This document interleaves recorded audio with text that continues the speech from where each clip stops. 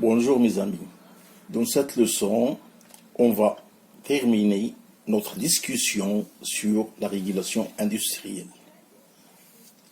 Autrefois, on est abouti à la boucle de régulation.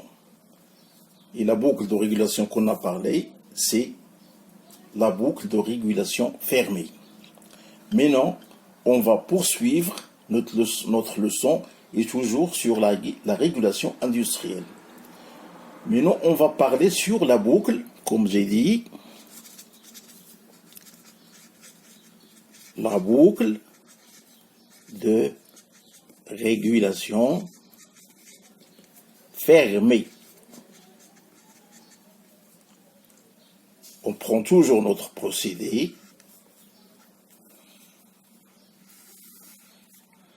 comme suit notre bac de stockage avec notre niveau bien déterminé, ok, avec notre vanne d'alimentation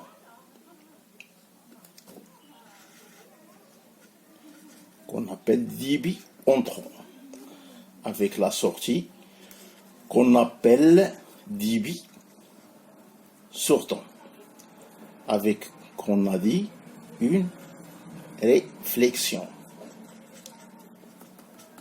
Alors, pourquoi on l'appelle la boucle de régulation fermée? On veut que tous ces variants soient automatiques.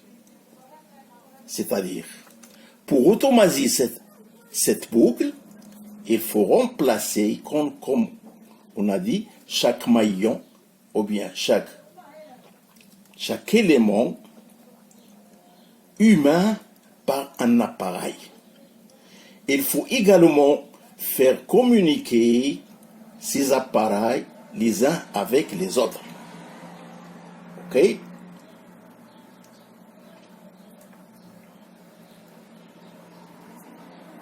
Ici, on a pris comme régulation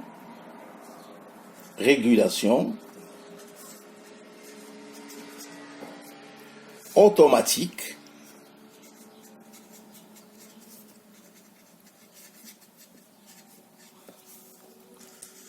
je souligne bien sûr l'automatique de niveau. Il faut avoir un niveau constant qui n'est pas variable. Prenons un exemple, par exemple. À votre avis, si le débit entrant est supérieur à celui du débit sortant, qu'est-ce qu'on aura comme résultat?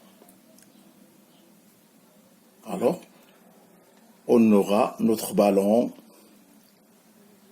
qui se remplit avec de l'eau et il y a, comment dirais-je,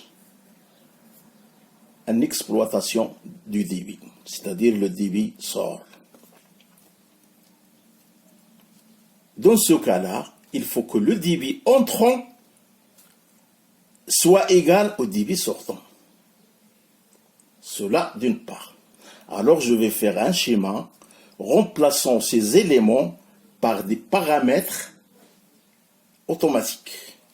Toujours notre bac, c'est le même. Toujours c'est le même. Notre vanne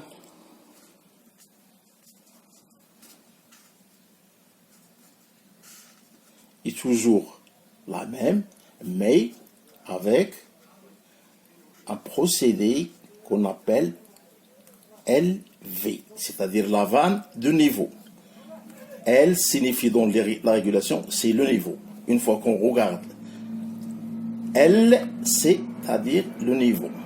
F, c'est le débit, T, température, etc. P, pression. Cela d'une part. Voilà notre vanne.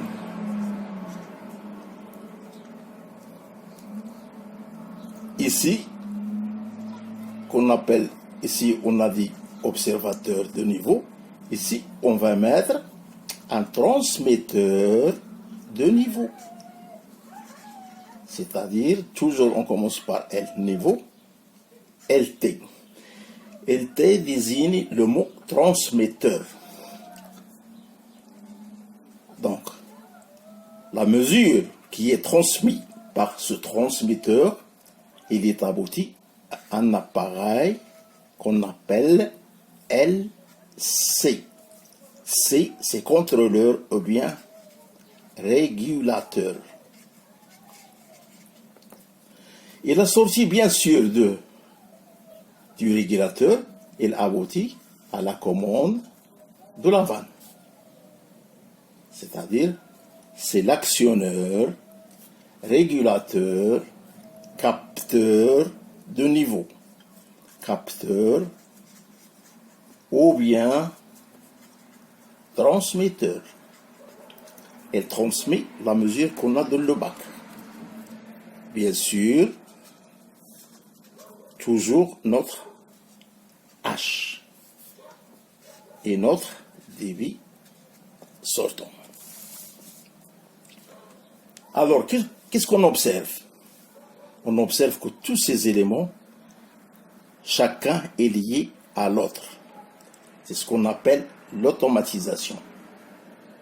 OK?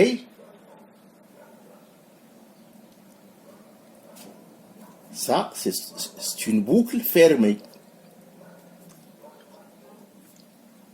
À la suite, on va parler sur la boucle de régulation de niveau, mais avec un schéma fonctionnel. Donc, c'est la boucle fermée. On va parler sur le schéma fonctionnel. Alors, le schéma fonctionnel, c'est quoi?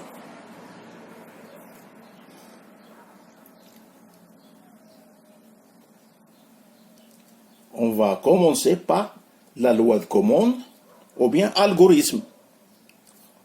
Loi de commande.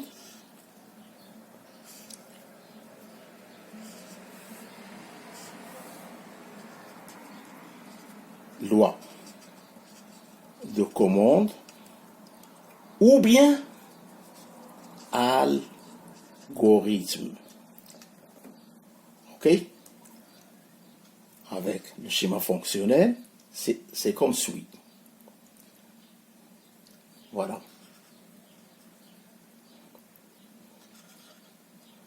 Notre entrée qu'on appelle Y, une entrée, OK, ça c'est plus, c'est moins. Voilà. À la sortie de notre algorithme, on attaque la vanne. On attaque notre vanne. Notre vanne avec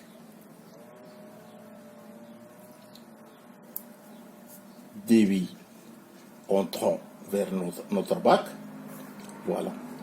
Notre bac, c'est le débit entrant, débit sortant dans notre bac, et il y a une mesure qui est capteur. Voilà notre capteur. C'est la sortie. Mais la sortie d'une boucle, c'est-à-dire dans un schéma fonctionnel, toujours la sortie est liée à l'entrée du comparateur. Voilà notre comparateur, qu'on appelle Y, c'est-à-dire consigne, Y1 mesure et E l'écart. Voilà notre comparateur. Y, c'est, je disais bien, l'entrée et la sortie. Donc on voit que la sortie, il y est toujours à un comparateur qui compare la mesure, l'entrée, c'est-à-dire qu'on appelle consigne, et la sortie. Ok? Tous ces signaux-là, on les appelle signaux de communication pour faire notre câblage. Cela d'une part. Nature des signaux transmis, nous allons transmettre l'information en utilisant un support physique facilement contrôlable. Il sera soit électrique, soit pneumatique. Pneumatique, par exemple, pression d'air dans les tubes. Au lieu de travailler avec les fils, on fait notre branchement avec des tubes.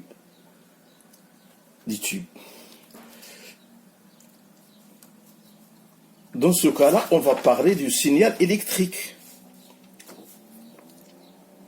Signal électrique. Signal électrique ou bien intensité électrique. Les signaux de communication sont en général un courant continu variant de 4 à 20 milliampères. Pour brancher les fils, cherchez le générateur électrique. C'est-à-dire, on apporte un générateur électrique de 4 à 20 milli. Si le capteur est passif, par exemple, il n'est pas alimenté. On installe un générateur externe, par exemple un transformateur, un redresseur de 120 volts, alternative courant en 24 volts direct courant. Ok? Si le capteur est actif, alimenté de 220 volts, c'est lui qui est générateur. Dans ce cas-là, on place la flèche de courant en fonction des polarités. Convention générateur, le courant sort par la borne plus. Convention récepteur, le courant entre par la borne toujours plus. C'est-à-dire, voilà notre transmetteur, LT. Voilà notre régulateur, LC.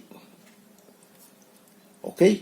L'alimentation de notre transmetteur avec 220 volts. Ok? Ici,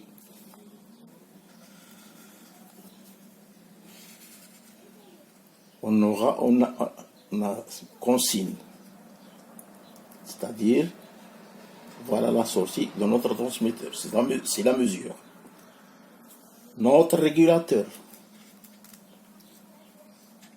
il entre par un plus. Notre sortie du régulateur au transmetteur. C'est ça la boucle.